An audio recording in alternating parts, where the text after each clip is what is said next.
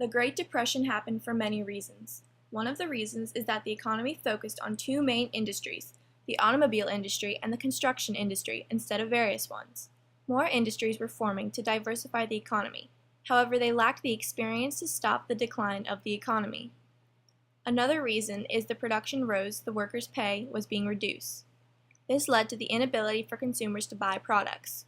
Due to this, most families in the nation didn't have enough to survive. Along with this, the farmers were drowning in debt and couldn't pay back their loans because the crop prices were too low. These debts caused the banks to be in distress because nobody could pay back what they owed, and the banks were carelessly investing in the stock market. When the stock market crashed, the banks lost their money and failed. In addition to these reasons, America was struggling with international commerce. The demand for American goods was declining because other countries were becoming self-sufficient in industry, and high tariffs made European countries unable to trade with us. Not only that, but the European nations' economy was low due to the war expense of World War I, and they couldn't pay back their debts and reparations to America. When they couldn't pay back their debts, American banks decided to give the people loans to pay off their debts. However, this then doubled the debt. In response to the Great Depression, Herbert Hoover pleaded with companies to keep their employees instead of firing them. He asked that workers and unions not fight with corporations for better wages. However, most people ignored the president's appeal. Government made employment through public works programs, but Hoover and Roosevelt used government spending to create jobs for the public. They employed many men in public works projects, but this did little to lower the unemployment in the country. During this troubling time, many attempts were made to assist farmers. Hoover raised tariffs on agricultural goods with the Harley-Smoot tariff in an attempt to protect farmers from competition with other nations. The Roosevelt administration passed the Agricultural Adjustment Act and the Soil Conservation and Domestic Allotment, which helped prevent other production by paying the farmers to reduce their product.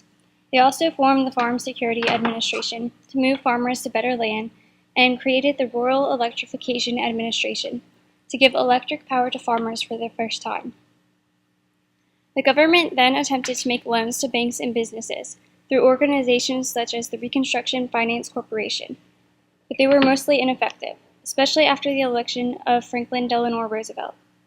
There were attempts to simply raise public feelings of hope and confidence in their government, like Roosevelt's fireside chats, the bank holiday, etc. Later, the Securities and Exchange Commission was created to regulate the stock market. Roosevelt then looked at the workforce. He created the National Recovery Administration to improve working conditions, such as abolishing child labor and wage increase. Then the Townsend Plan was created. The Townsend Plan would provide a pension for retired Americans. This freed up some jobs and pumped more money into the economy. The Roosevelt administration also created Social Security for those in need of aid. All of these programs fall under Roosevelt's New Deal.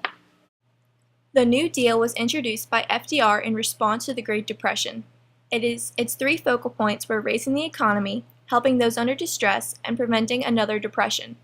The New Deal is made up of many programs. One of the most important is the Civilian Conservation Corps. This organization made jobs in recreational parks available for unemployed men. Along with this, Roosevelt tried to assist those unemployed men with the Federal Emergency Relief Administration, which gave money to the states to revive banks' agencies. Another organization was the Tennessee Valley Authority, which helped improve water transportation, got rid of flooding, and gave electricity to those who were unable to have it before.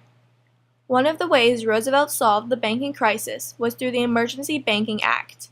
This act protected larger banks from the smaller banks and investigated all banks before they opened again. He also created the Securities and Exchange Commission to monitor the stock market so it would not collapse again. The New Deal not only helped industrialists, but also farmers. The agriculture programs set earlier were also a part of the New Deal. These New Deal programs helped America's economy get back on its feet. However, most of the programs FDR suggested were shot down by the judiciary branch, so not all of these movements were successful. It is said by many that the recession of 2007 and 2008 is the greatest economic catastrophe since the Great Depression. The reasons of our recession today are way more numerous than the Great Depression. During the Great Depression, the national debt was $17 billion. However, our debt today is $15,000 billion. That is a far fall for only about a century. Though these both damage the economy, there are many differences between the two. During 2007-2008, the amount of debt kept increasing over the years due to the health care costs and the retirement programs because the children of the baby boom were older and in need of health care. This wasn't a factor of the Great Depression because there wasn't a baby boom. Not only that, but the diversity in the American economy before the Great Depression was low. Whereas today, we don't have that problem because the economy is highly diverse. Along with the different economy diversification, they are different because there is no laws protecting the stock market like there are today. Another difference was the United States money was backed up by gold during the Great Depression. Today is backed up by nothing but the belief in our government.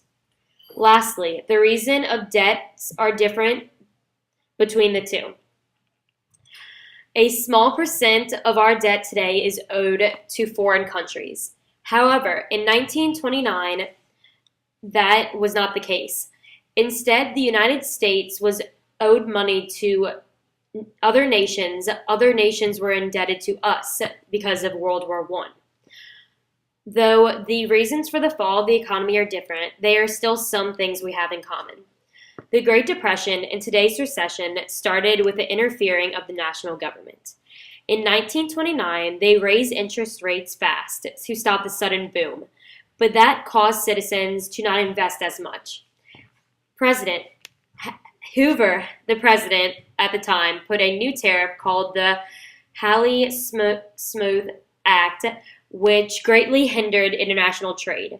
Taxes were also increased in both periods of time. In 2007 to 2008, the home ownership was to blame. When people couldn't pay for their house, the loans the banks had given up added until they were on the verge of collapse. The government tried to help the banks with their increasing debts, which hurt the economy. The debts were the same in the 1930s. Roosevelt, who took over after Hoover, did not try to cut the nation's debt. He tried to use more money on the first welfare system, which led to unemployment and budget cuts. The unemployed plays a role in both the Great Depression and today's recession. In 1933, the unemployment rate reached 25% of the total population. Comparing it to 2007-2008, 9.3 doesn't seem as much disastrous as 25%, but it was still enough to weaken our economy. However, the Great Depression was not ended by Roosevelt's New Deal, but by World War II. So what will it take this time to stop today's recession? Obama believes that to stop the recession today, we must withdraw troops from foreign wars because we are wasting money on foreign affairs, instead of fixing our own economy. Whereas for the Great Depression, we ended by joining World War II. Another way Obama believes we'll end the recession is to strengthen the education for the next generation. FDR, on the other hand, did not think this was essential in aiding the economy. However, there are some similar attempts in reconstructing the economies, such as reforming taxes. Obama feels that taxes today benefit the wealthy at the cost of the middle-class citizens. He wants to make a tax that would take a minimum 30% tax rate on the wealthy to distribute more where the money for government comes from. Roosevelt also took a standpoint on taxes. He raised taxes in order to have more money for the war effort, which would later stop the Depression. Another similarity is the energy plan. Obama wants to invest in clean energy to reduce costs and to help stop pollution. FDR also believed in the investment of energy. He created the Tennessee Valley Authority to give electricity to millions who had never had it before. Not only that, but both presidents tried to better health care. FDR created Social Security during the Great Depression and also made many healthcare policies such as the Civil Works Administration to help relieve unemployed. While both presidents wanted to assist the unemployed, they had different views on how to help the unemployment in the nation. Roosevelt provided jobs and relief through the Civilian Conservation Corps, and the Federal Emergency Relief Administration. Obama's plan is to send checks to unemployed workers to help them get back on their feet so they may rejoin the workforce. This, in the end, however, will not successfully put the workers back in the workforce because they will become dependent and not know how to fend for themselves.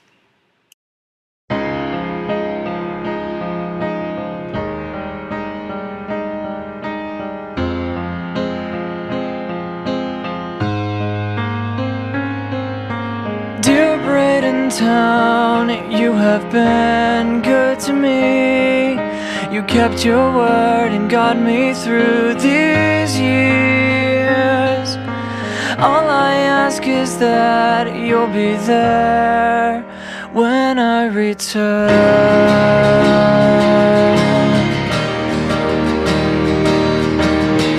From Anazal to Lakewood's fields, this is our town. This is who we're meant to be. This is our town, where our roots have grown so deep. This is our town. This is where we're meant to be.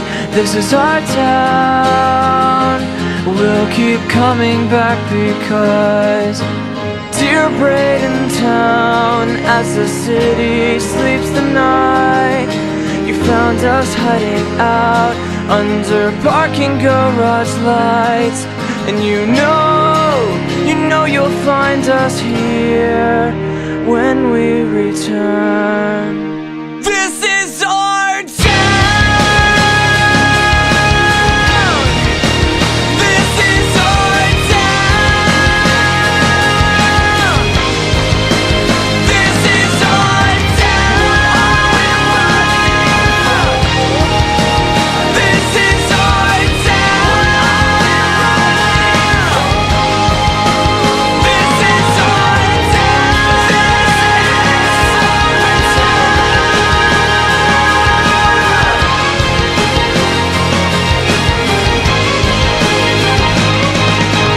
Dear Braden Town, as I gently close my eyes, I hear you whisper softly as we continue our goodbyes. And all I ask is that you'll be there when I return.